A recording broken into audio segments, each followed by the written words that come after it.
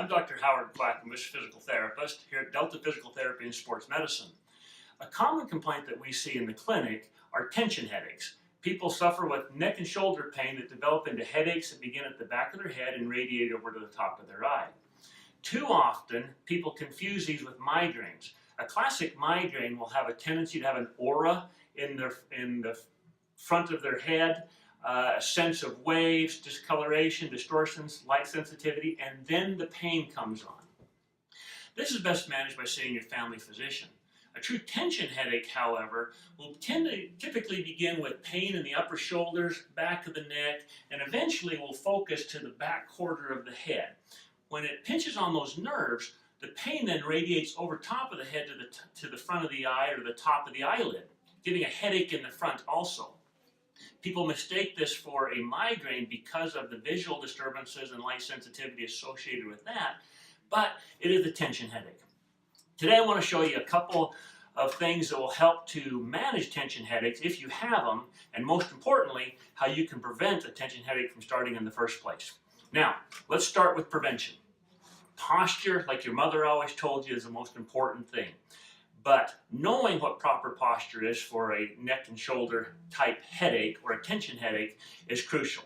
One thing to remember is if you're sitting at your keyboard, at your desk, at home, in your chair, you want to make sure that your shoulder blades are rotated back and down so that you're sitting with shoulders down and head up.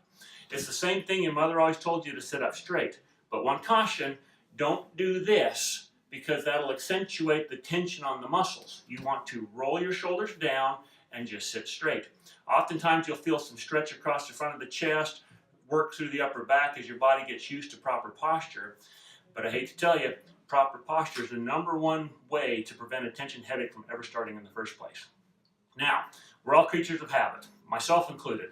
When I get a tension headache, it'll always start in my upper shoulder, through my neck, back of the head, and then by the end of the day, it's radiating toward the front of my head.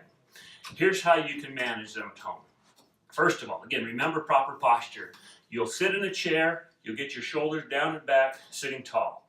Next, if the headache's on my right-hand side, I'll take my right hand and grab the seat of the chair that I'm sitting on, and in that good posture position, I'll tilt my head to try to put my ear on by the shoulder so it stretches this muscle. And this with a couple of fingers, a little light pressure to stretch that upper trapezius will also be helpful. That's the first stretch. Next, the second stretch is the same idea. Again, you're going to grab the seat of the chair, you're going to turn your head about 45 degrees, and you're going to put your chin on your collarbone. And then from there, you're going to pull over the top of the head.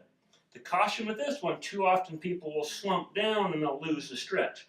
Make sure you keep your posture nice and tall, hand grab on the seat, rotate, and pull. Lastly, and especially if you're getting the headache across the side of the face, the sternocleidomastoid muscle, or the muscle in front of the neck, goes right past this ear and can sometimes cause people dizziness.